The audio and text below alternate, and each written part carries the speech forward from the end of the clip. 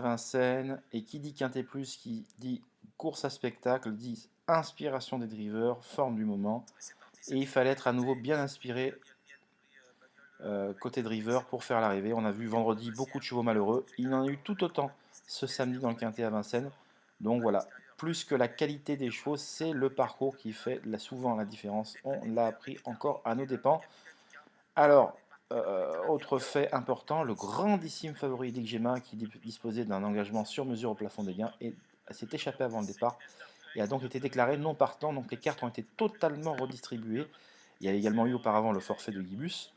Donc il n'en était que 14, mais voilà, les positions de favoris ont été complètement chamboulées puisque Hamilton Luam, que vous voyez ici prendre l'avantage, était le favori.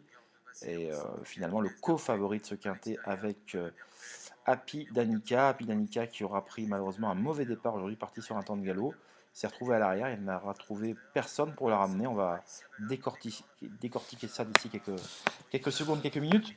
Voilà, donc Guinness Derfray, donc là les positions sont en train de se figer. Guinness Derfray prend l'avantage devant Hamilton du Ham, et des Darling, qui ne sait pas faire autrement que d'aller aux avant-postes, eh bien va progressivement durcir l'épreuve, à côté donc de la pensionnaire de la famille Thomas. Et donc là, il y a un petit combat en tête. On voit que David Thomas ne veut pas céder l'avantage donc à Eddie Darling, tout simplement. Hamilton Duham a pour l'instant un bon parcours, tout comme Ghostbuster qui est à 2 au carré. Fleuron d'Acadie, qui n'a pas une grosse vitesse de base, qui ne sait aller que devant et durcir de loin. Là, il est mal embarqué en troisième épaisseur de nez au vent et finalement, il ne pourra pas tenir longtemps comme ça. Donc il ne sera pas à juger, bien évidemment, là-dessus. Guide-moi Forgan est dans son sillage dans le wagon de la troisième épaisseur, comme Grindelwald, et on va s'apercevoir que finalement, c'est ce wagon-là qui va être le plus performant. Et oui, c'est ainsi. Donc là, vous avez une en face, donc Guinness Derfray qui a l'avantage, mais on sent quand même qu'elle doit être actionnée. Euh, voilà, on sent qu'elle doit être actionnée, on sent qu'elle ne. Voilà, on sent que ça va quand même personnellement être un peu compliqué. La Fleuron d'Acadie vient à hauteur des deux premiers, mais il est toujours le nez au vent et il ramène sur un plateau Guide-moi Forgan qui avait fait une bonne deuxième course de rentrée dernièrement avec ses fers aux 25 mètres. Et donc là, écoutez, son driver va intelligemment anticiper le fait que le Fleuron d'Acadie est en train de l'entraîner dans sa perte, donc il décale et il l'emmène sur un plateau Grindelwald qui, lorsqu'elle est ramenée comme ça, c'est être redoutable sur une pointe. Donc pareil, les chevaux malheureux à la corde, Hamilton Duham doit se décaler. Il est complètement muré, hein, comme Girl de Bassière qui est bloqué à la corde.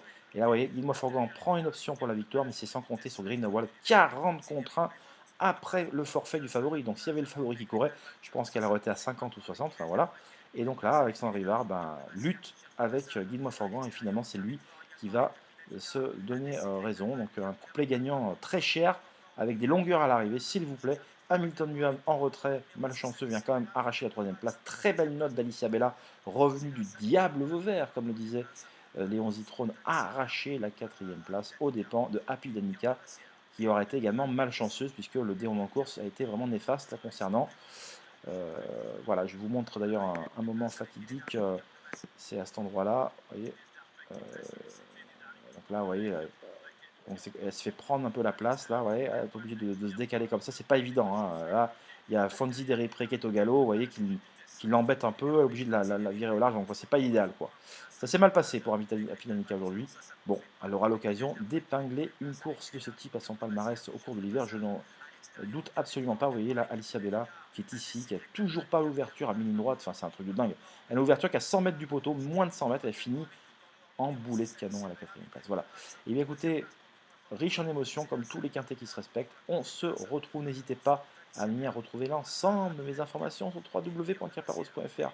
Il y en a pour tous les goûts, tout est argumenté, tout est trié sur le volet, tout est expliqué, donc l'aspect pédagogique que je tiens à donner pour les néophytes, parce que les gens, les turfistes, voudraient en apprendre davantage, et il n'y a pas cette formation qu'on a le temps de leur donner, donc moi je suis là pour ça également, des vidéos argumentées, bref, voilà, des interviews qui permettent de faire régulièrement la différence. Je vous souhaite très bonne journée, on se dit à très vite, bye bye.